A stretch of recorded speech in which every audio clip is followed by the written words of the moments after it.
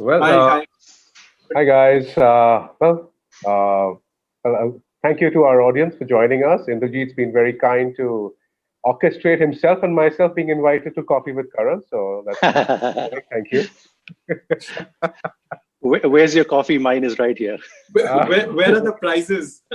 Well, I've got a little beverage in here. It's not coffee, but there is either. The hamper will be with you if you treat me well on the show.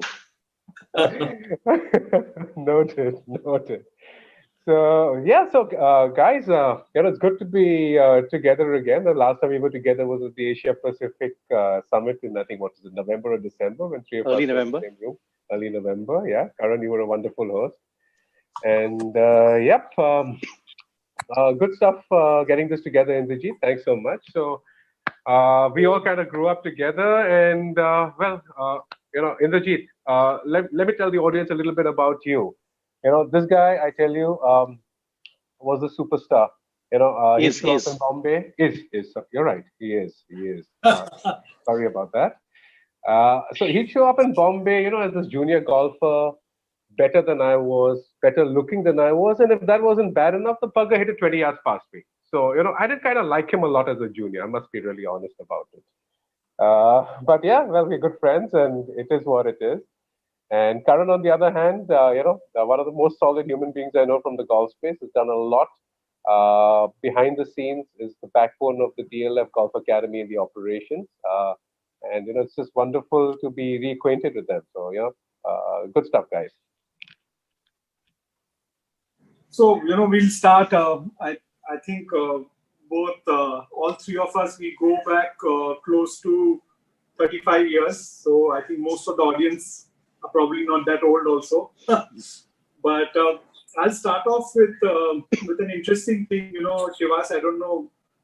I'm sure you don't know about this, but I played my first junior tournament outside Calcutta in BPGC. That was, I think, 84 All India Juniors, 83, 84, somewhere there. Mm-hmm. So I playing the sub-juniors.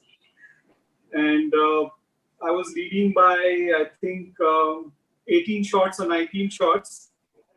And I was only, I think, 11 years old. And suddenly I decided that, I was missing my mother, and I withdrew before the final round and came home.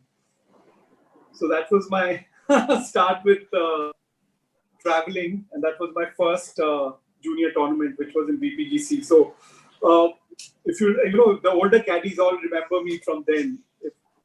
There is a guy called Ganesh Marchal. Do you remember him? He's still there. I think he's a coach, right, Shivas? Yeah, Channa's brother, my man. Channa's brother. We call him Ganna. Channa's brother. That's right. So he was my first caddy, and that's. Are you serious? That's what almost. 37 years back, 38 years back. Wow. So that was my first encounter with BPGC. Anyway, so let's talk about junior golf. I think both of you could talk about what the junior scene was like back in our days. Karan, you go ahead. You were in Delhi, and that was a hotbed. So the action was all where you grew up. Right. So I actually started golf in a place called Jabalpur in Madhya Pradesh at an army golf course my dad used to play. And I used to tag on behind him. And I was in a boarding school back then. But I moved to Delhi in 88. And even now, Delhi Golf Club has this thing called a student membership. Back in those days, it used to be 30 rupees a month. And I was one of the handful, a few juniors who had that student membership because dad wasn't a member. So they had that facility. That's how I got into the junior scene at Delhi Golf Club, and pretty much grew up there, playing a lot on the B course, which is now the Peacock course, and played all the tournaments. The scene junior golf, there were about, I would say, 20, 30 of us who used to play golf as juniors. Right. 2 or 3 events used to come by every year. Largely around Christmas, New Year time. There was the British Aerospace, there was the Dharma Veera. Those are the 2 tournaments I remember. All India used to travel across India, so 4 zones, 4 years. One time, I think the Asia Pacific Junior also came to Delhi Golf Club, which I remember playing. 1991. 1991. Yeah, so I'm talking about the junior golf days between 88 and 92, 93. Those were my junior years before I went into the amateur scene. Well, interesting. You should mention that the Asia Pacific Juniors was actually my last junior event. Because really? at that time, a junior golfer was considered under 21, not under 18. The Asia Pacific was under 21. Right. Yeah, you're right. Correct. So I actually got an entry. They had a special division from 18 to 21. And just before you guys go ahead, I'm talking about the early 80s. Shivas, I'm sure also remember there were no divisions. So you guys talk about early 80s. Yeah, I'm not that old. No, so I remember 81, 82, 83, 84. When I was a sub-junior, there were just two categories in juniors. Shiva, did you play that? So one was under 12 and one was under 18. So there were just two. Right. It was just sub-junior and junior. That's right. Yeah. So there were no A, B, C, D, E. So we just had two categories. So if you were 13 years old, you were playing with the 18-year-olds, 17-year-olds. Correct. You're right. It was under 13. So if you turned 13, you ended up playing with the 18-year-olds. And that it was under 12. It was under 12 actually. Under 12 or under 13? Okay, under 12. Okay. Under 12. I didn't play much under 12 golf, so I don't recall. You're right. It was junior and sub-junior. That's it. Yeah, there were no age division. I think that came much later. That came much later, probably end 90s or somewhere there. No, even perhaps after that, I guess, maybe later. Yeah. No, so when did caddies so you're come right, in? That was what it was. The caddies, when were juniors, we were allowed caddies when we were juniors. When did the caddy? Yeah, so when did the caddy thing go away? So let's talk about the couple of things I want to talk about, which I want to ask both of you is, one is, we basically played 5 junior tournaments in the year, North, South, East, West, and the All India. And, 2 was, that just the 5 tournaments. And what do you think about kids playing 25, 30 tournaments now? So, maybe we can just have a little discussion on that, very informal one. I mean, we not go into other things, but we just played 5. I mean, I played all club tournaments. I won all my club tournaments, I remember. So our claim to fame in junior days was more of club tournaments. What about you guys? Shivas, you? Well, no. So as far as playing these 10, 15, and more junior tournaments or the kids play today, I mean, I completely feel that's way too many. I mean, 20, 25 is completely nuts, because the thing is, you don't want to be playing that many junior tournaments and not having a regular childhood. And every time that you're playing a golf tournament, and you guys are on-ground teachers, you'll understand that better. You're actually moving your focus from developing your game to actually making it result-oriented. And then plus that also puts a very significant strain on the parents' time and reserves. So, I think that's not necessary. But 5 was too few. I don't think I did 5 in any year. In a good year, I do British Aerospace, Dharmavira, Western India Juniors, and perhaps a trip to the East or to Pune to play the Western India or play it in Bombay. And I think, maybe 10, 12 is about maximum a junior should play. Karan, I mean, what's your take on that? Yeah, anywhere between 10 and 15 maximum, depending on whether you get a few starts and play a bit overseas as well. But yeah, anything more than that, given the fact that you also need to balance your studies and school, and not miss a lot of time from school, which is more important growing up. You don't want to miss too much of school. So yeah, you got to find a balance. But 25 in the G, 20 to 25 events, way too much is what I feel.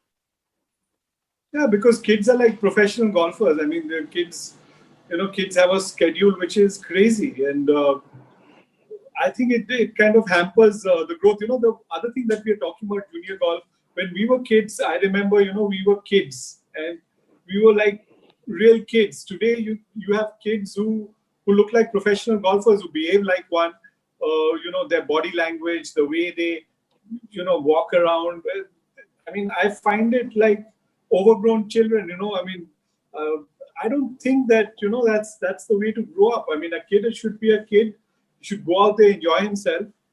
Things have become like 11-year-old kids behaving like 30-year-old pros. What's your take on that? Yeah, also when I say about 15 events, I mean 15 4-day events. So we've also got to evolve the entire tournament structure in India. Obviously, there is the IGU categorized events, merit list points and all, but on a zonal level, on a city level, there are a lot of events which are 18 holes, but we can even do a lot of events which are 36 holes, 54 holes. Everything doesn't need to be 4-day, 72-hole events. And that gives the juniors more competition, yet less travel days, for a large part, and something like that could be managed. Kids growing up too early, Indrajit, we all have kids, and we've all seen how how it's all changed from our generation to this one. So I guess kids are just they've got access to too much information. The world is smaller, and yeah, they're growing up too soon. I guess on the golf course as well. Then on this something very interesting. So Shivas, you Nohar called earlier. My younger brother, and both you guys know her as well. And he was just chatting about what are you and Karan and Indrajit going to chat about. And of course, golf passion found its way in there, knowing my love for it. And he said, dude, do you remember the time when we grew up at US Club? We used to wear tennis shorts and round neck t-shirts. It wasn't even so, whatever we could wear, we just wore. There was no concept of trousers that were, that many inches above the knee. It was just so much more informal as well when we were kids. At least when we grew up, at US Club, there were no rules in terms of dressing. Besides the fact we just I played in jeans. I played in jeans. I played in jeans as a junior, but I can't play in jeans anymore. It'd be difficult to play in jeans now. Yeah, but the shorter point is that if you look at some of the kids today, they come up dressed up like little Ricky Fowler and little Rory McIlroy and Tiger Woods line of shirts. Exactly. Great, so that was my question to you. Completely nuts also at some level. My question to you, Shivas, is when the kids all want to wear Nike and want to wear Under Armour and stuff like that, and I remember when we were kids. Anyway, you didn't have t-shirts also. Proper t-shirts. So you played in whatever you got. How do you think the kids? When a child demands, what do you do with the kids? You're a father. All of us are fathers. So, but what do you do? I find it quite confusing. How do you handle these kids? Well, again, it's, I guess, I don't know, Karan's got girls, you have a boy and a girl, and I have 2 boys. So it's a pretty good spectrum between the 3 of us to, get a insight on that. But, I'll tell you, my boys, they're very particular about what they wear on the golf course. But outside of that, they're just happy in their track pants or their athletic shorts and round neck t-shirts. So for them, it's just about having a certain persona on the golf course because they believe they have to look the part to be the part. At least that's what they've learned from television or people they listen to. But outside of that, they're just regular kids with regular dressing. Well, my kids really don't come to the golf course too much, so I'll give this one a pass. Why don't we start? We talk about the equipment that we used.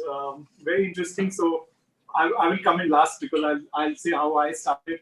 So why don't we talk about how we actually started golf?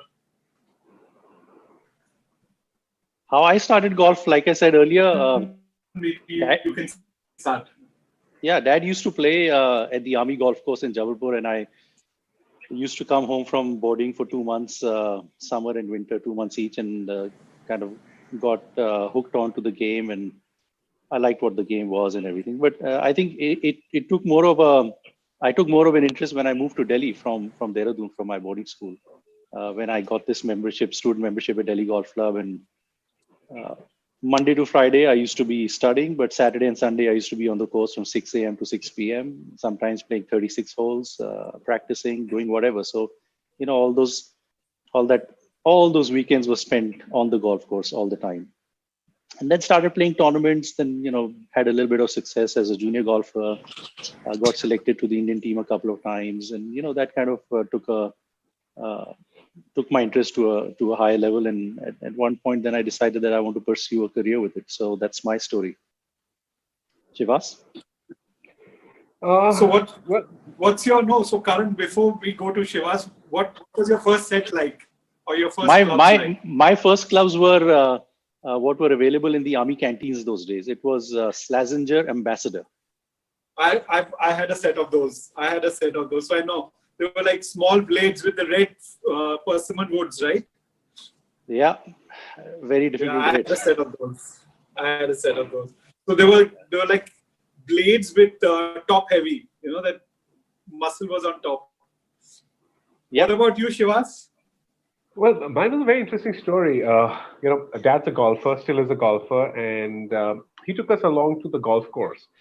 And my brother and I walked with him because at that time they didn't really know what to do with us at home. We were on summer holiday, and we never actually started with cut down clubs because there weren't any.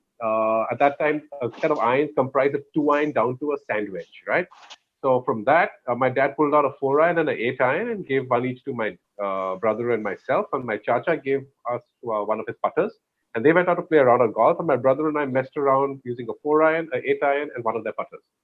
And that's actually how we started. And then we could only play on weekdays when my dad wasn't actually playing. So he'd be kind enough to, let us have access to some clubs. Then at some point through IGU, they imported some clubs, and I remember the Ben Hogan line came in, the Apex and the Director. So Dad managed to grab a set of Hogan Directors, and that's when his Wilson Sam Sneed Okay, I had a set clubs of came those down to too. me and my brother. Yeah, and I got the even irons, the 2, 4, 6, 8 pitching wedge, and my brother got the odds, which is why I still am a crap player with the sand wedge. I never could play one because I never had one. But I learned how to banaw a lot of shots. And I had a So 2 wood as well. So that was how it happened. My brother got the driver and I got the 2 wood because I was longer off the tee. So, okay, Dad said he takes the driver, you take the 2 wood. It balances it out.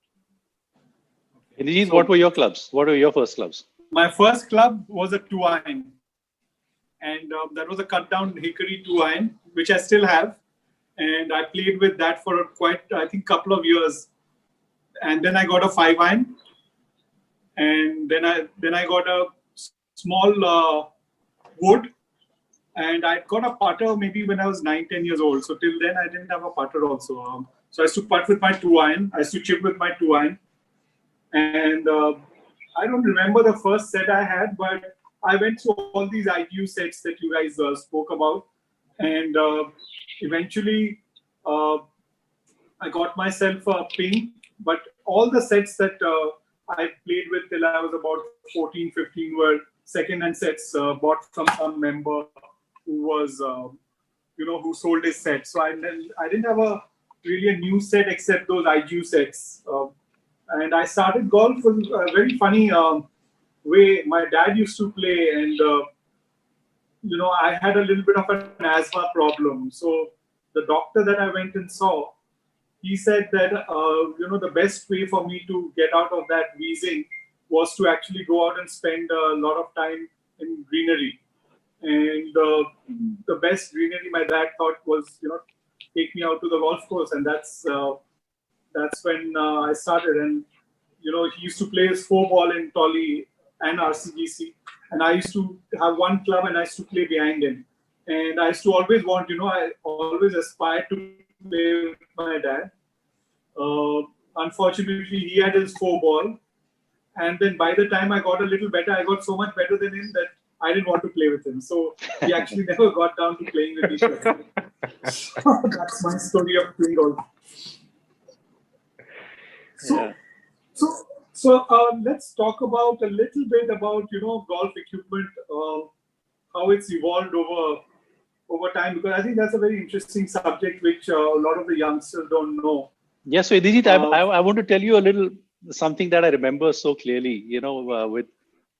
With all these junior tournaments, which were generally teeing off on the 1st of January, 2nd of January in Delhi, end 80s, early 90s. And with those clubs, with those Slazenger clubs, and in those days, Top Flight XL used to be the ball that that everybody used to play with. God forbid you hit Top Flight XL and Top Flight. Yeah. So God forbid you hit early morning a top, with those clubs and a hard Top Flight XL ball. it used to send a current up your arms and up your hands. Yeah, it used to be unbelievable. It doesn't happen with the clubs now because materials are different. It's more forgiving, and everything's become so much easier in terms of equipment. But God, that was something you used to dread. And you were not really good ball strikers at that time in your life. So it used to be the fear factor of playing early morning. Yeah, and at that time we just had standard grips. I still recall, and now that you mention it, my first set, which I mentioned, was the hand-me-down from my dad, actually had leather wraparound grips, not even rubber grips. Yeah, even I started with leather. There was no insulation at all, and I had big hands, and it was even worse because they were thin, and gripping it was a challenge. So the impact and the shock was pretty rough. Yeah. But tell me, how many of you guys had golf balls in your refrigerator? Because we at our home had a small refrigerator just for golf balls. Yeah, end 80s, yes, but through the serious time that I played golf, junior and amateur, and a little bit of pro, I think that phase had gone by. But yeah, I do remember keeping golf balls in the fridge. Yeah, especially the Balata, so they didn't lose compression. You remember that? Yeah. So guys, I don't remember seeing the lob wedge till very late in my career.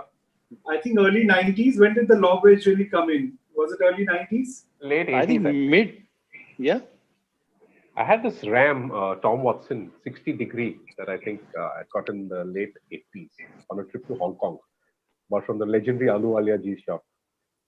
Yeah, also the sandwiches. I've got to tell you about a club that I picked up from Hong Kong also. So I played the Hong Kong juniors in '92, and I think from one of the shops in Kowloon, picked up a zebra putter. Those brand shaped. The brand was zebra. You still have one. It's exactly the same shape as now.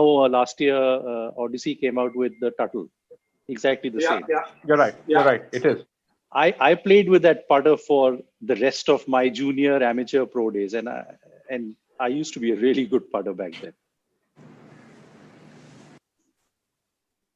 Right, Shivas, what about you? Anything you want to talk about? Well, no. Well, I guess, we are all part of that generation that started wooden drivers and steel shafts. As you covered in one of your sessions the other day, 120, 130 gram shafts is what those steel shafts weighed. And we didn't even know that at the time. Today, you have equipment that's evolved and you can literally move weights and settings around to that. At that time, we changed our swings to suit the equipment we had. We banawed, as we called our swings, The irons, we had no concept of it, loft and lie being changed.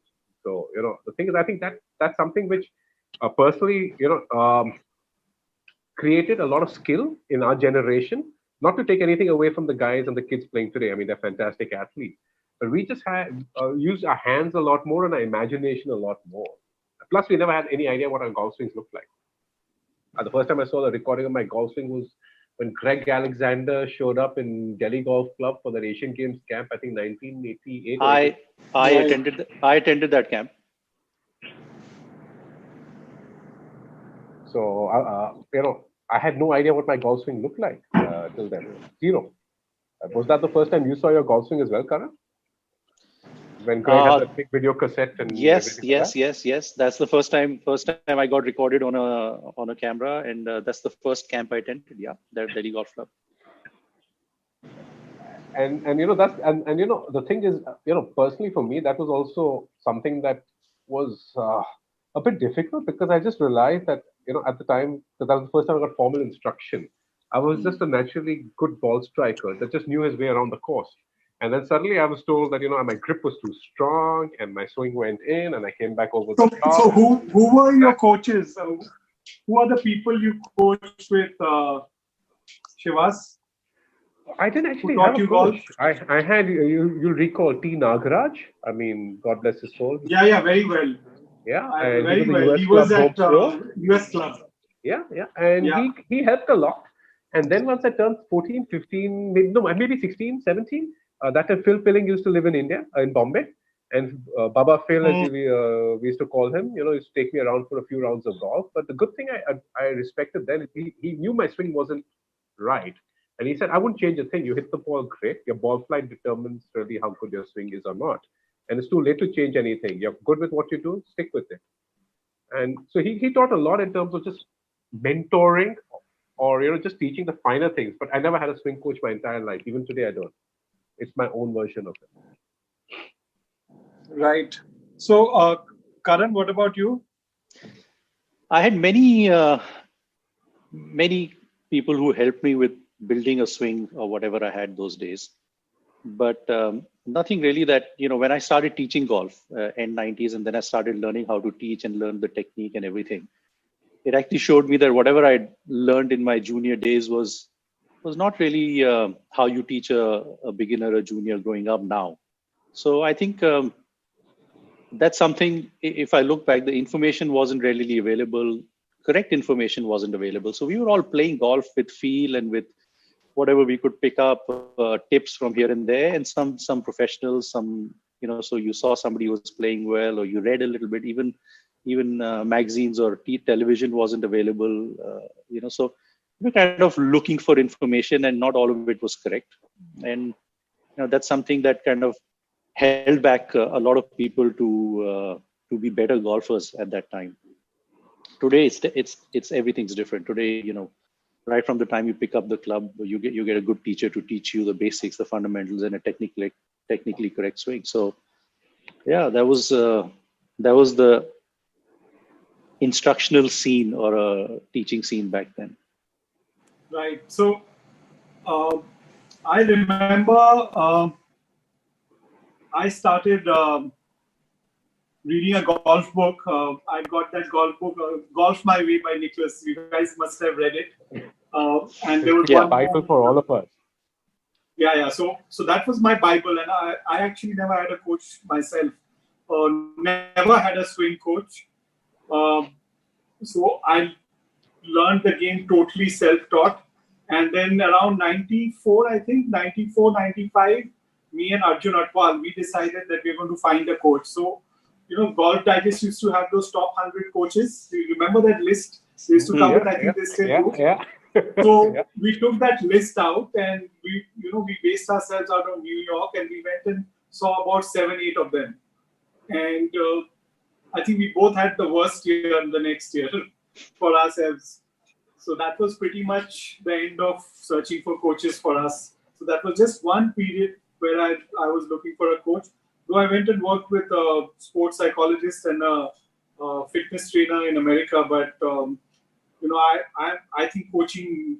I mean, being a coach myself, I always tell my students, coaching is a little too overrated in today's world.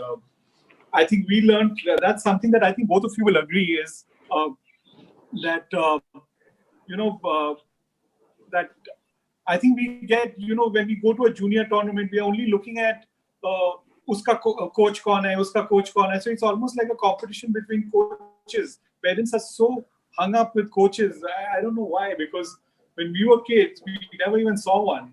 So what's your take on that?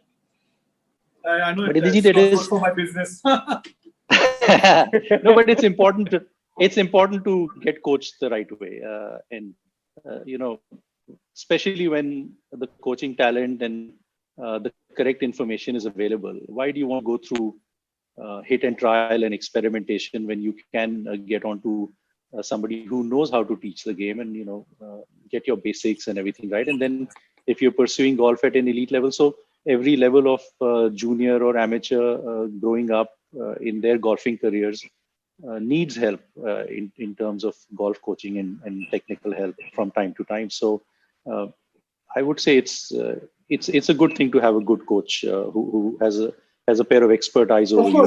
So I think a coach basically takes the trial and error out of the game. Shivas, your take? Well, it's interesting to hear you guys, and I've been, I'm close to both you folks, and you all are both teaching professionals as well, and I'm not. But my interaction with a lot of parents for the 6 years that I set up and ran the Western India feeder tour for IGU was that parents were always very quick to change coaches. A lot of them never really gave a coach the full trust to take the kid along the journey, because there are just so many factors that actually go into a junior developing, finding the right coach, and then staying with that coach, because no coach has, as you call that, jadoo ki chhadi or a magic wand. So, while I actually agree with Karan, it's very important to have a good coach. I think it's equally important to trust that coach and not jump coaches and confuse a child. And that's my only advice to all the parents and kids that are hearing us or may, want to have a good career in golf. So, it's something like this, I mean, if you sneeze, you don't run to the doctor. So, one thing what I find with today's youngsters is also that, obviously it's very important to have a good coach, but, you sneeze and you run to your coach. I know kids who call up their coaches, or they've called me up playing a tournament saying that, oh, sir, I'm hitting the ball left. What do I do? Now, I mean, I can't even imagine that I need to help this kid. He should be good enough, and he's a scratch golfer, so he should be able to figure it out. So I think too much dependence or a blind trust is also not good. But definitely, yeah, once you pick a coach, you got to trust him. So, it's more of a relationship rather than just, you go shopping and you pay money and you buy lessons from somebody, and it doesn't work, you go and buy lessons from someone else. So I don't think that kind of attitude which is there, I think amongst a lot of parents today is a good thing. And the kids also. What do you guys say? Karan, go ahead. Karan? No, that's fine. The over-reliance on teaching and coaches is, also not right. But all depends on how you coach and how you teach your students to be independent and also troubleshoot by themselves when they're in the middle of a round or middle of the tournament. And I mean, you will have all types of students in these. Some need more help, some need less, some are more independent, and some are more reliant on you for regular daily advice. But that depends on person to person, I think. And I also think the awareness of this generation, on technology, a kid struggling with his swing, he asks one of the range boys to just stand behind him, take a video, and then he sends it to the coach. And I just feel that a youngster, or to develop himself as a good player, he's not going to always have that coach traveling with him to junior tournaments or even to professional tournaments should the child get there when the child gets older. There has to be some level of self-awareness that every young athlete has to build up. And it's on them and their coach that they're working with to help them get to that point. Yeah, I think the coach. Sorry, I just want to make a point also. The coach has to make sure that the student understands his or her swing to the extent that they understand what they themselves are doing.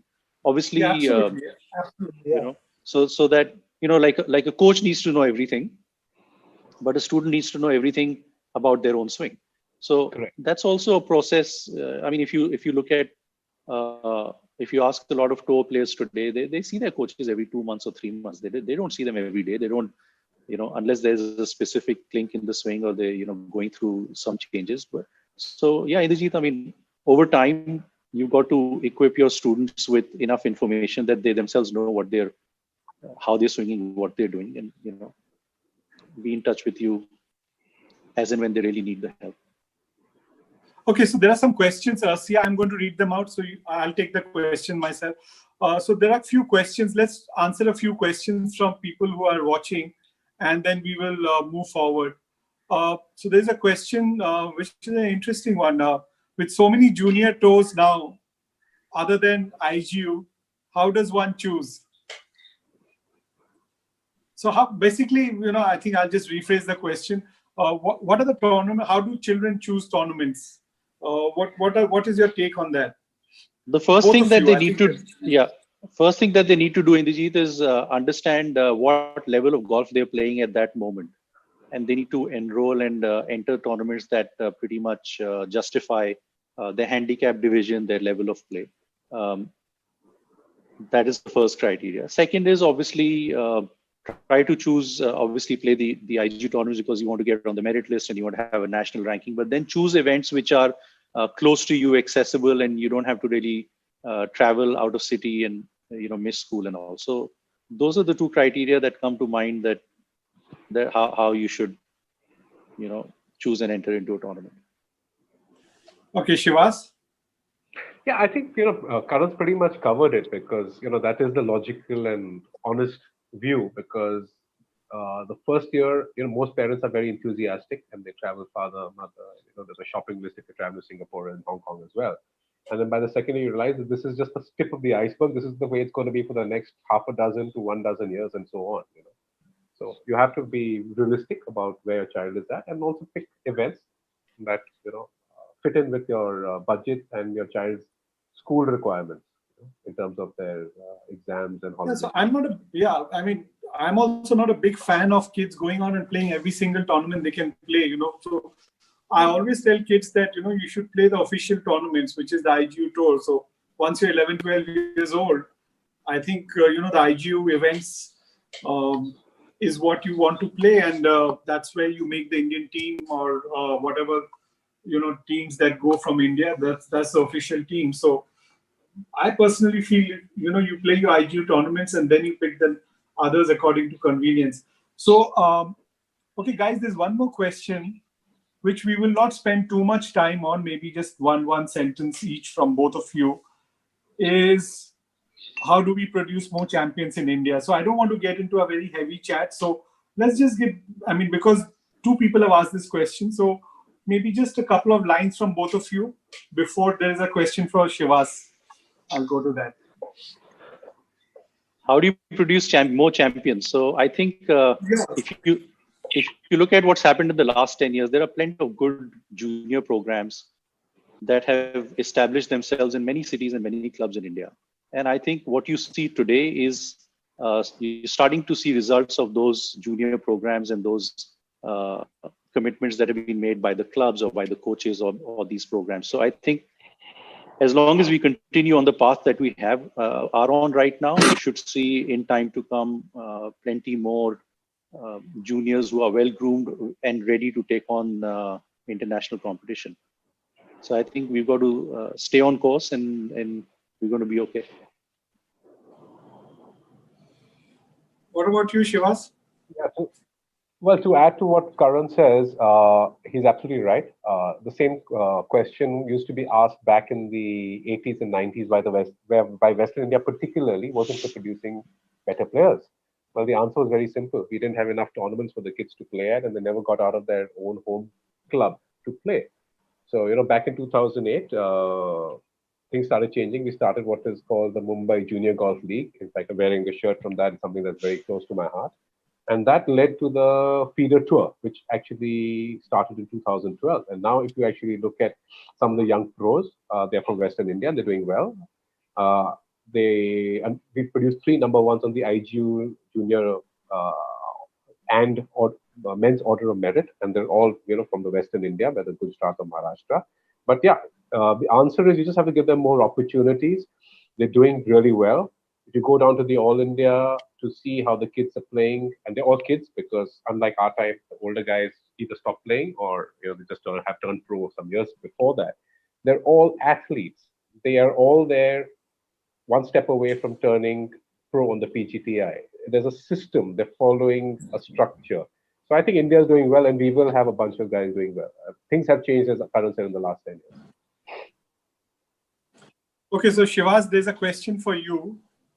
And it's from Rajneesh Dal. Oh, yeah, you guys know him as well.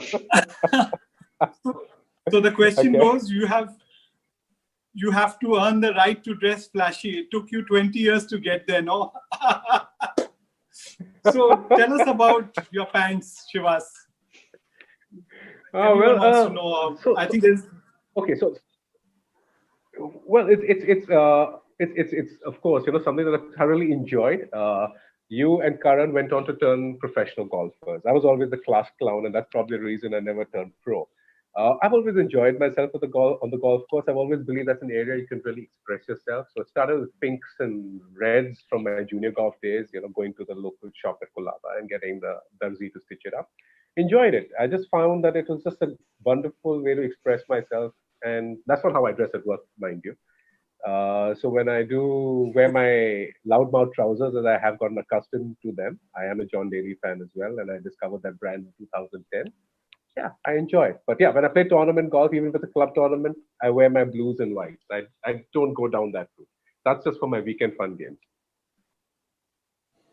Right. So Karan, both of us, I don't think we are that adventurous with. I'm a more plain solid colors kind of guy. I remember, Karan, one of your KLM So, tournaments. do you guys have favorite colors for your tournaments? Yeah, you guys blue, have like favorite colors? Navy blue still sticks with me. Okay, so I had this thing, when I won my first tournament, this was 93, I was wearing a green t-shirt for the final round. So since then, I've always worn a green t-shirt final rounds. Really? So that's one thing which stuck with me. Okay, so there's one more question that I think is to me, that, learning to play golf with 1-2 iron, you learn a lot of shot making. Yeah, so, have you guys ever played a tournament with one club or 2-3 clubs? We played a few 5-club tournaments, but I remember playing 9 holes a few times with one club. What's your take on that? Yeah, did back in the day. It definitely improves your skill when you learn to hit different kinds of shots with one club. So, Shivas, have you gone out and played a few holes with just one club? As kids, pretty much all the time, we used to, have a 7-iron day or an 8-iron day. And then there were these 3-club tournaments as well, when we grew up. So you learned how to putt with a 4-iron or a 6-iron. So yeah, and that's exactly it. Skill and creativity came out of that. So is it a good idea for kids to go out and play with I feel yes, if the kid is not very skilled, maybe keep a putter in the bag so that he doesn't damage the golf course. But definitely, I think 1 or 2 clubs, to go out and play a round of golf where you try and hit it 20 yards longer with a big hook, or, try and control a shot, or, chip with a 6-iron or something. What would be your club? So what would be the club if you had only one club to play a round of golf with? Just one club. Yeah, I think both a of you. 7-iron or a 6-iron and a putter. No, just one club. Yeah, no, I can putt with an iron. Just won't be very good with it, but I can go around. Yeah, but if you just had to pick one club. 6-iron. Yeah, I think a 6 or a 7-iron, so that it has enough loft to go around the greens and yet give you some sort of a mid-range long shot. 7-iron for me. Right. What would you use? So I would probably also go with a 5 or a 6-iron. See, but he still wants to hit it past us. He's still taking a longer ride. He still wants to hit it past us. No, yeah. My logic is I want to pick a club with which I can reach most of the par 4s in 2. So that would probably give me the best chance to shoot a lower score. But I just want to say that for juniors, it's also very important to hit a lot of shots around the greens with only the sand wedge. The lob wedge is available, but learn to play the high and the low, the run, the lob, everything with the sand wedge. And then when you have a club in your hand, which is a higher lofted club, it makes it easier for you. So you develop skill by actually learning to play different kinds of shots with one club. And even in a bunker, a lot of juniors I teach, I tell them to hit a bunker shot with a 5, 6 or a 7-iron, open the face and try to get it out. And that develops your skill a hell of a lot. So I think that's a good idea for anybody wanting to have an enjoyable afternoon, get into the bunker and take your 5-iron and open the blade and try to hit shots out of there that look like a normal bunker shot. And then we have a sand wedge in your hand. It's so much easier. Funny you say that, Karan. There are sometimes you have a 40, 50-yard bunker shot. Right. A couple of holes of BPGC where I play mostly now. The 4th hole left side front bunker, 7th hole right side front bunker. I usually play those shots with an 8-iron. Just open it up, slice it, and that's because, again, as you rightly said, as kids we've just developed so many shots. It just comes as a natural skill. You just play it the same way you would play it with a 56 or a 54 wedge, but with an 8-iron, it just flies a little further and releases a little bit more, but it's effective and safe. Yeah. Indrajit, there's a question that I want to ask you. It's come from somebody. Has anyone broken any clubs in a tournament?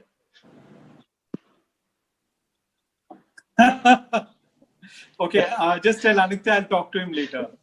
Oh, is that it? He's asked that question. It has to be from Anitya. Tell him, I'll break it on his head. Okay, so next question. Okay, so guys, I'm not getting there about breaking clubs, but I learned club repairs for different reasons, which we'll discuss offline. So, okay, guys. So, what? There's a question on Peter Thompson. He's won the Indian Open 5 times? Yeah, 5 times. 5 times, right? Both. I know RCGC for sure. So both Royal and DGC, right? I believe so. I'm sure. I'm sorry. Okay, guys. So he would have won it at DGC as well. Yeah, because 5 times couldn't be alternate years but I know he redesigned the RCGC course. BPGC as well. Okay, so there is a question from. Yeah. He may have been involved with DGC also, was he, or you don't know? I think so. I think he was. Anyway, so there is a question from Joy. There's a question from Joy, I think to Shivas about, a little bit more about Phil Pilling. I'm going to give you one story about Phil Pilling before Shivas goes there. So, when Phil came to play in Calcutta, I'm talking about the early 80s, one of the tournaments, Phil tees off the first tee. He goes up to his ball, and it's a shortish par 4, 390-yard par 4. And suddenly I was watching that Phil turns around, and he is actually aiming at the first tee for his second shot. And for some reason, he goes and hits his second shot straight back at the tee. And he walks off the golf course. So I won't say why he did that, but I've seen Phil do that. And one more story about Phil is, he had made a double bogey on the 16th hole in Tolley, which is a par 4, and there were quarters behind the 16th green, which is also the riding school.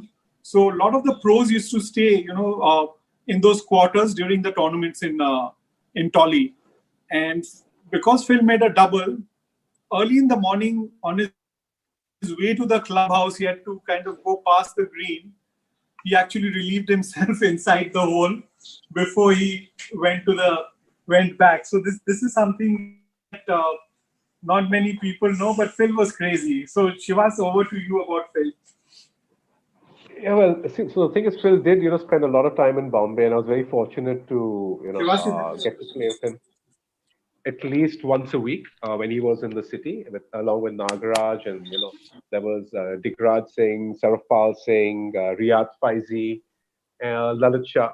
So I kind of fitted in, and they were very kind to involve me with some of their games, which was nice. But more importantly, I learned a lot from Phil in terms of his work habit, his work ethic. And also, when he actually did come to India, a lot of people may not realize he was just an amateur golfer from UK. And legend has it that he entered a golf tournament with borrowed clubs because he happened to be in the city where there was a pro tournament at the time, which I think had a prize fund of 25 or 30,000 rupees, and he actually won it. And he had literally come to India, I think, on a backpacking trip, and he ended up, staying on in India. And it's my belief, and I'm sure the belief of a lot of people from that generation, which is a generation ahead of where we are at, that Phil actually elevated the Indian professional golfer. Guys like T. Nagaraj, Vijay Kumar, Basad Ali, Rohtas. I mean, Rohtas and Phil had some incredible rivalry stories. And as kids, we would be absolutely mesmerized by Phil because he had this unkept beard, this, very Tommy Fleetwoodish sort of hairstyle, and then he'd be the super fit guy. Those short he did a shorts. lot of fitness. He did a lot of fitness. He was athletic. And the other thing is that I've eaten a lot of meals with him, and he would always. So Alisher was his ball boy, if I'm not wrong. Yes, he's responsible for where Ali Sher started. Ali Sher was a ball picker in Delhi Golf Club. Ali Sher has caddied for him in professional tournaments. You're absolutely right.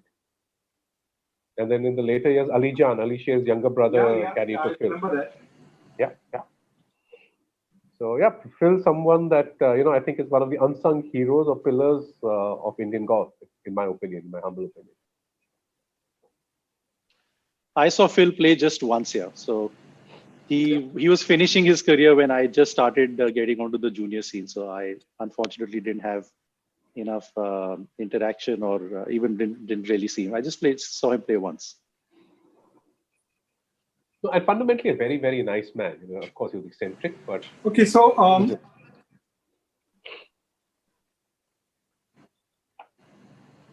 right. So guys, let's talk a little bit about the golf courses. How the golf courses have evolved over a period of time before I read out some of the other questions. So, how do you think golf courses have changed? Let's start from BPGC.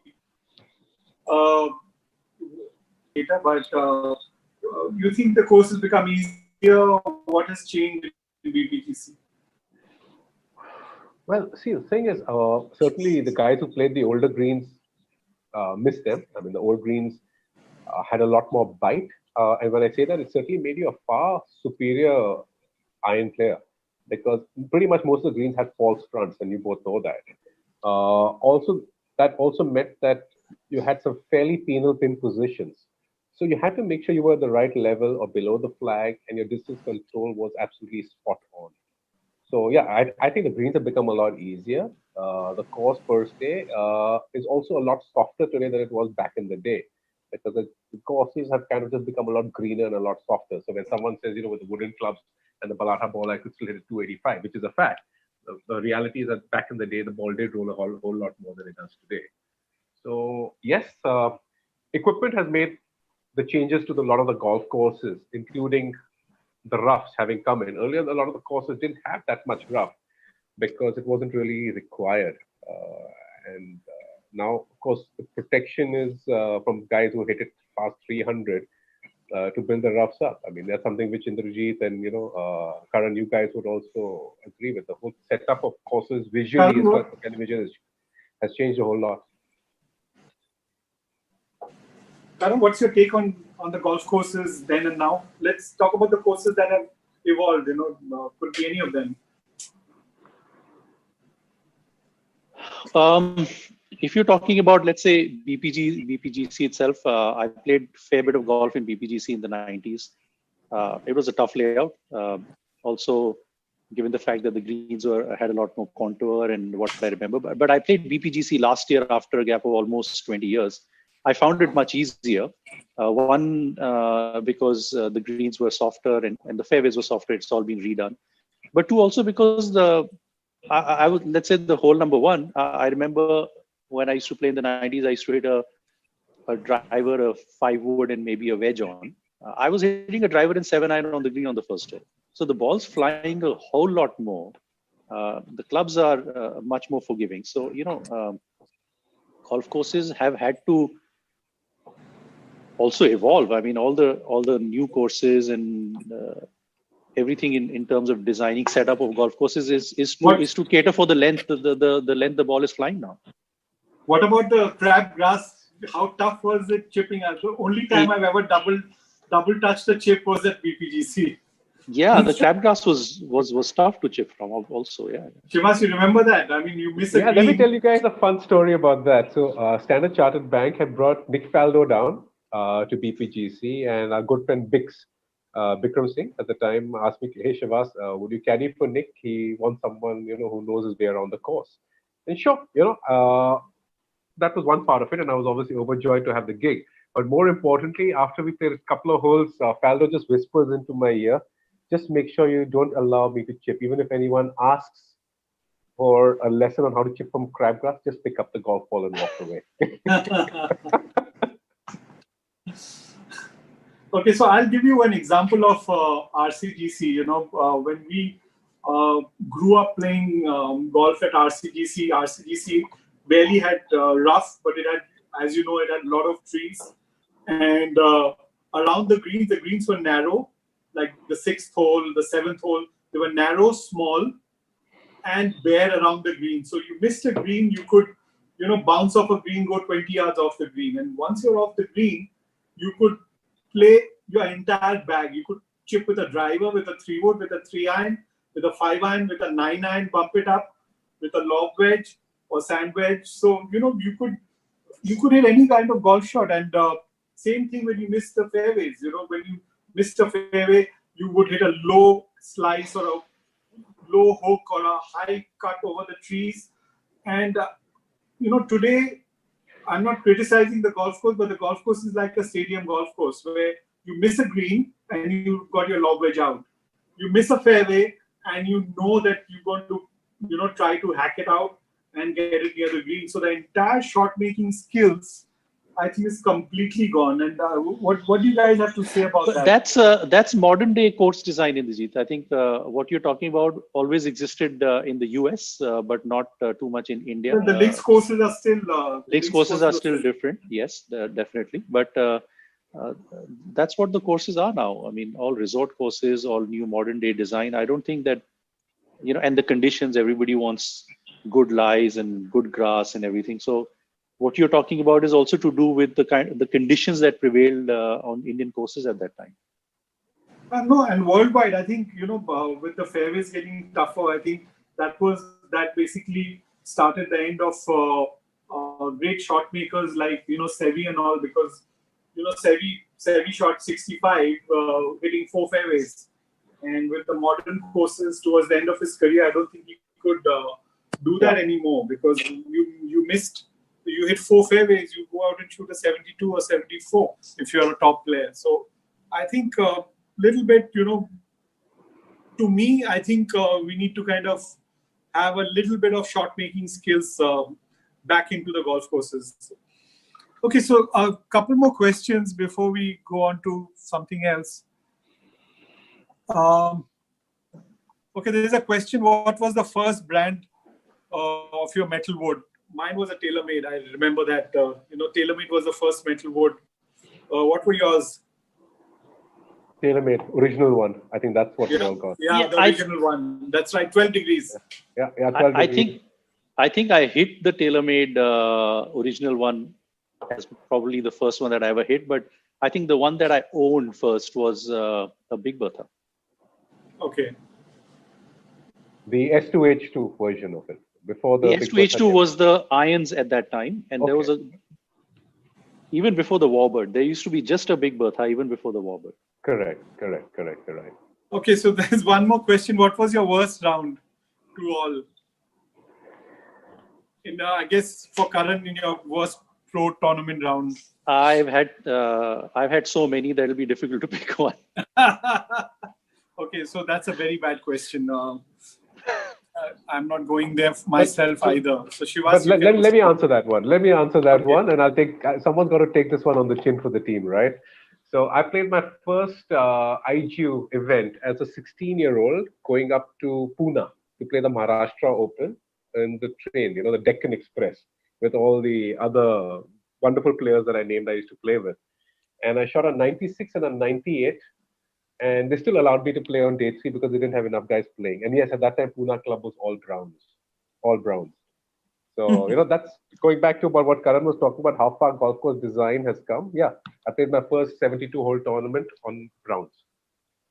I want to tell you a story. I thought I'll bring it up in some time. Alisher won the Indian Open in 91. Yep. Yeah. He was wearing jeans on the final day. And a T-shirt with Allied Motors written across the front.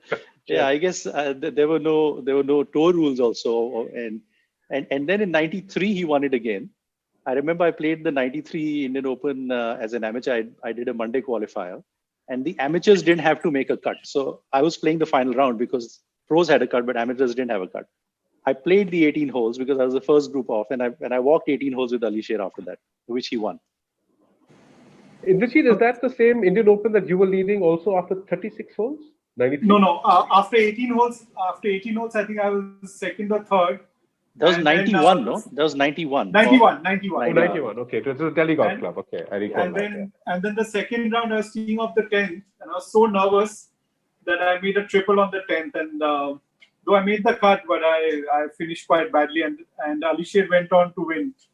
But I remember that was and I was I was 19 years old, so Indrajit, if I remember correctly, I walked 1 round or 2 rounds with you in that 91 Open also. We were juniors. I mean, growing up in DGC, if you had a tournament come to DGC, So the whole week you were either standing behind players, watching them hit balls, or you were walking around. I played my first pro tournament in DGC, I think November, December of '89.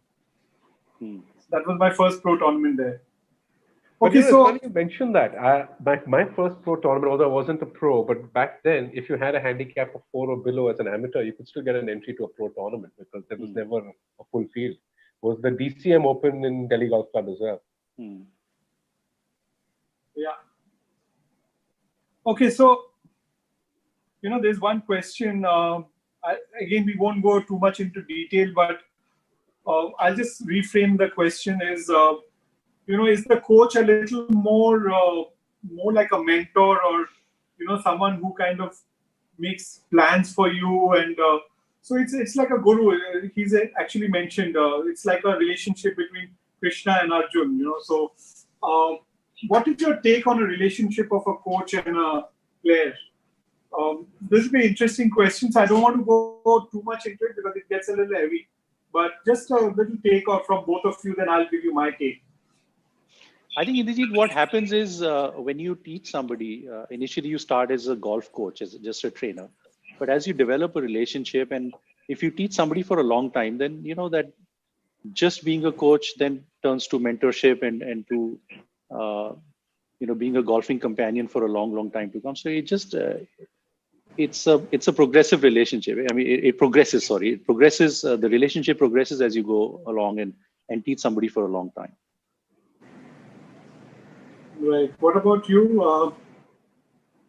Well, see, the thing is, I've never been a golf coach at all, but yes, I do play the role of being a mentor to a few youngsters, and I think that's an equally important role because they just need to be guided. Without naming any coaches, some of them just get so stuck on creating swings. I feel that some of the other parts are just missed out, and that's not something you can talk to a parent. And the coach may or may not have the time or the understanding for that. And sometimes you just need to be around for some of the youngsters just to help them understand just a few things outside of just the golf swing. So yeah, the role of a mentor, I think, is very important. I certainly know I missed that when I was growing up. Things could have been maybe a little different if there was someone to always guide you and show you direction.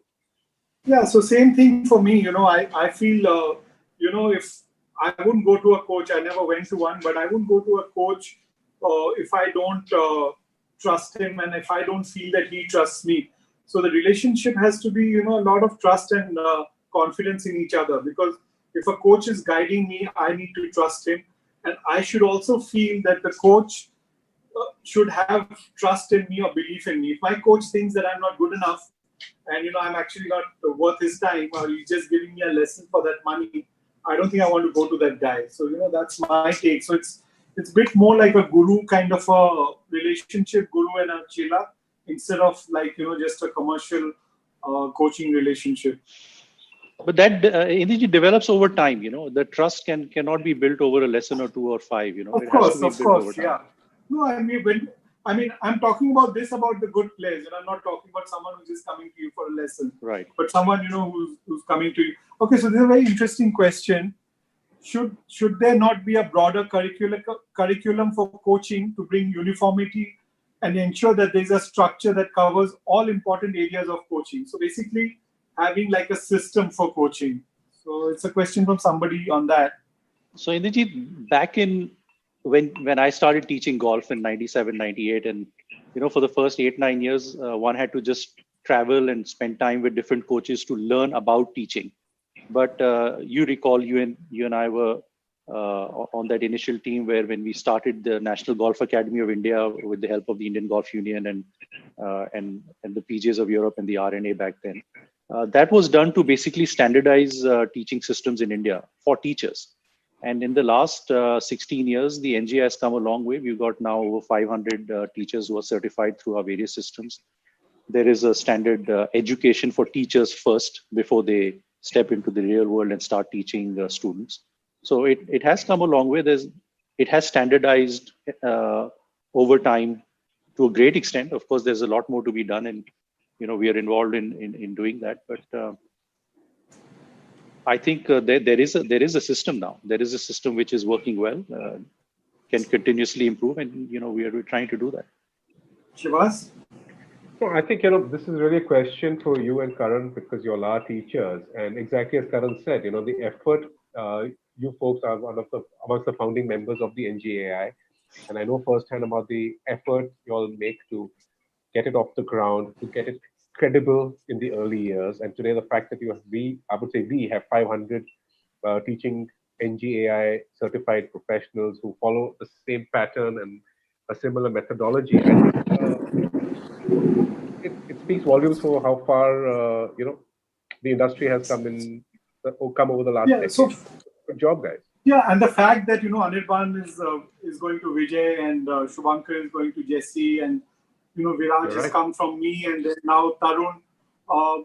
I think just the new lot, the youngsters, they don't go around looking for players or coaches across the world. Shows that we are doing a lot of things right. Okay, so this is a question for both of you. I don't think I've been asked this question. Have you broken clubs in any tournament?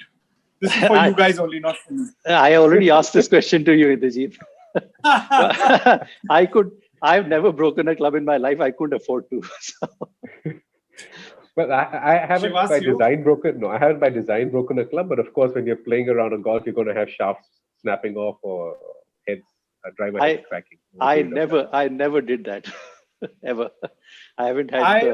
And certainly, I will confess, I have not thrown a club since my kids started coming to the golf course, because I had to be a bit of a role model there. So no, I don't think I've ever thrown a club as well. I have never broken a club on anyone's head. So neither have I done stuff like. Okay, so guys, no, I have broken clubs. I won't go into details because there are a lot of kids watching. But whenever I've broken clubs, I made sure no one saw it. So, that's the secret. You don't want to get penalized. You don't want to get into trouble. Make sure you break a club when no one's watching. Kids follow my example. Never break a club. And it's very dangerous. On a serious note, you throw a club, it can break, and, it can be a very sharp-edged weapon which can bounce and hurt someone really badly. Indrajit, I have been hit by a flying club. I am not going to name the person whose club it was that flew. He's a friend of ours. So Shamsher Dhupia, I think Shamsher is online. Shamsher is one of my closest friends. And Shamsher has once knocked me on the head with a driver. So I'm going to fight with him over that once we're done. So he wasn't my meaning partner, to the quadrangular played. So he's very gentle now. He's come a long way.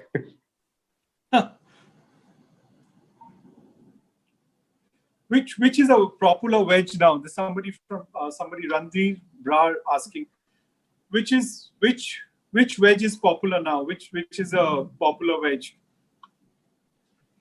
The most popular wedge. I mean, in terms of, I don't know if this question is to ask for a particular brand or a wedge per se, because you got a pitching wedge, gap wedge, sand wedge, and lob wedge.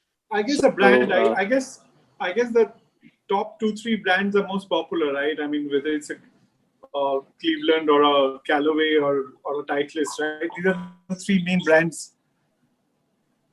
of wedge. But I'm just talking about wedges, guys. If you remember, the sand wedge used to be 56, 57 degrees when we were kids, and that's why we never had a lob wedge. Today, sand wedges are 53, 54, and then you have a 60-degree lob wedge, right?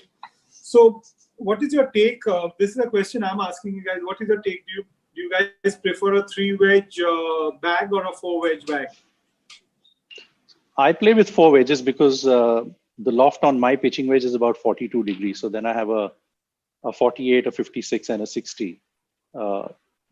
I mean, the simple answer is that you've got to have irons which have incremental lofts and regular incremental lofts. So you can't have a gap of, let's say, 10 degrees or 12 degrees between two successive clubs. It's, so you got to fill something in the middle. So without saying whether you should have 3 or 4 wedges or stick to 2, if you should have clubs which have incremental lofts and regular incremental lofts. Okay, well, it's funny, this question came in because I've actually got my set of wedges sitting right next to my chair. So I have, yeah, that's what they are. That's a 50 Nike, a 54 Nike, and a 58 Wokey. So that's what I actually use. These are the clubs from my bag. Right. I keep them next to where I work because, it's always nice never losing the feel in between a pen and an iPad. It's always nice to grip my wedge again. So yeah, they're here. I use a 50, 54, 58. All medium bounce because it gives me a lot of versatility. Okay, so this is a question. What do we need to motivate youngsters to start golf? How do we motivate youngsters? In a very short thing, this is for both of you. How do you get youngsters to start this game? Make it fun, because the kid's not going to come back to the golf course if they don't have fun the first time. So you got to build your lesson, you got to build the program or the entire experience in a way that the kids have fun, because that's what they are there for first. Not too much serious teaching, not too much pushing them to hit a good shot. I mean, you just have to engage them in a very fun way. What about you? I agree with Karan. It's, if the kid is young enough and wants to sit in the bunker and make a few sandcastles, let the kid do it. It's fine, because there are enough instructions that are given to them in school and at other classes that some parents make the kids attend. So let this be as cool as karate or a football class. Of course, manage the safety aspect of it, but yeah, keep it fun. And if a parent plays golf, yeah, go out and have a little putt-putt or a chip-chip with your kids, because it makes for a great dining table conversation. It's something you did with a parent, and that's really cool. Okay, so the last question, this is the last question that is there, is what is a good strategy to play a course if you're playing it for the first time? Carry enough golf balls. I was going to say that. That's a good one. Some things will never change. So Shivas, so sometimes it's actually easier because you know where the trouble is and you can see the fairway and you just hit it. And then you go up there and you see, oh my God, this is OB only 20 right. So sometimes it's easier, but you're right. What would you tell somebody? Yeah, well, the thing is exactly that. Play the course sensibly. If you do good enough to happen to know your yardages, that makes it all the more easier. Plan your shots. Use and make sure you take a caddy. It may cost you $50 at some courses to have that caddy, but it makes your experience a lot more enjoyable, particularly because the caddy is in a position to guide you. So yes, otherwise you're just down to visual deceptions. You think the water body is, you're just guesstimating. Take that out. Have a good caddy. And yeah, as Karan said, make sure you have enough golf balls, particularly if you're playing DLF. I think a good thought to go onto a golf course for the first time is hit your shot where you can see it. Yeah, I think that's a good advice. Very good advice. Yeah. Okay, so guys, we will be just finishing off with one, unless you guys have something you want to share. We will just talk about a little bit about education and sport, especially, I'm not only talking about golf, but I mean, I'll just give you an example. In 89, when I was 17, just out of school, I had to make a choice whether I had to play golf as a professional or study, and I dropped out and, I decided to do my college through correspondence. And 2 years back, when my son wanted to turn pro at the age of 18, 19, and that was almost like 26, 28 years after, I found the situation the same, and nothing had moved forward.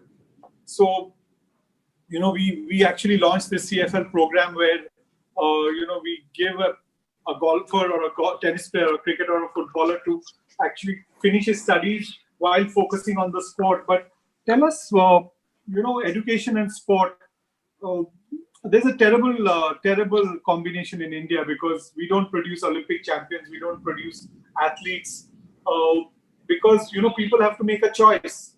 What is your take on this? This is a serious subject. So, maybe Karan, you can go first, then Shivas can go. But, what is the solution? And I'm talking about sport in the country. I'm just not talking about golf. I think, Indrajit, as a country, we are still very academically inclined for our children to grow up, which is fine. But obviously, sport doesn't feature as one of the main things in the growing up years. But when you try to balance education and sport growing up, you have over the world, I mean, in the US and a lot of places, you have a lot of options to pursue sport yet not compromise on studies. So I think that's something that if we can find a balance, if there can be a lot more educational institutions designing programs and offering programs where somebody wanting to pursue golf or football or tennis can actually enroll in a sports academy where education is important, yes, and you finish your education, yes, but it gives you an opportunity to pursue sport to get ready for your career as well. So that's something I think we're missing in India. We don't have those kind of educational institutions. Right. So, I think, Shivas, before you give your thoughts, I just wanted to make one point. Today in India, the people who really go for sport as a career is either someone, who has nothing to fall back on. So, it could be a caddy or a marker, tennis marker, or someone whose family struggles to make ends meet, or from a family where, they're very well off and they don't need to worry about the next 3 generations getting food on the table. So, very well off or nothing. The middle class don't become athletes or don't take sport as a career. And that's something that, we all can see. So Shivas, while you talk on this, if you can, kind of give your thoughts. No, so, well, I think you and Karan have pretty much covered the basic issue. And that is that, in India as a society, as a lot, we give studies a lot of focus because for better or for worse, if you do not succeed at your sport and you do go out into the real world, people actually believe that, you're just not qualified enough. Not really understanding that as a sports person, there's a lot of good habits that you actually have. You know how to set targets, you know how to work hard, you know how to be on time. There's so many life skills outside of just a study book that you actually learn on a field of play. And this is not limited only to golf. I've done a lot of work in badminton as well and table tennis. And that's something which you see the good habits actually form, which are life skills. And people don't really pay attention to that or give enough value to that. So that's something which in India, I think as a society, we have to develop and understand is one of the biggest learnings from being a sports person. So even if you didn't succeed being a top professional, it doesn't take away from your life skills. Right. So, okay, guys. So I think we pretty much coming to an end. We'll finish off with, unless you guys want to talk about something, we'll finish off with whatever you have to say to everybody. Isn't there like a rapid fire thing and a Callaway hamper you've organized, Karan? I mean, Indrajit and Shivas are your guests here on the show. Okay, let's go for it. Let's go for it. Well, seriously, thanks for having us here, Indrajit. Yeah, thanks, Indrajit. Broken the maximum number of clubs gets the coffee mug. Okay, guys. So, well, I hope the boys of Callaway are listening in. So this is going to be recorded. So, our children and maybe grandkids will get to hear this. And thank you, everyone, for joining this little chat. And if you have questions, please write into us and we will be putting it forward to Karan, Shivas, or I'll take them. And thank you so much for joining. Thanks, guys. Thanks, Indrajit. Thanks, Shivas. Loved it. And thanks for having me. Enjoyed it, and also enjoyed a couple of sessions we had to ideate about how we want to structure this. It's just been fun. We've spoken the most to each other in the last 3 days than we have in a long time. So great. I know. Take care, guys. Stay safe. And thanks to our listeners. Thank you very much. Love you all. Wear loudmouth. They haven't paid me to make this pitch. Thanks, everyone. Bye, guys. Bye.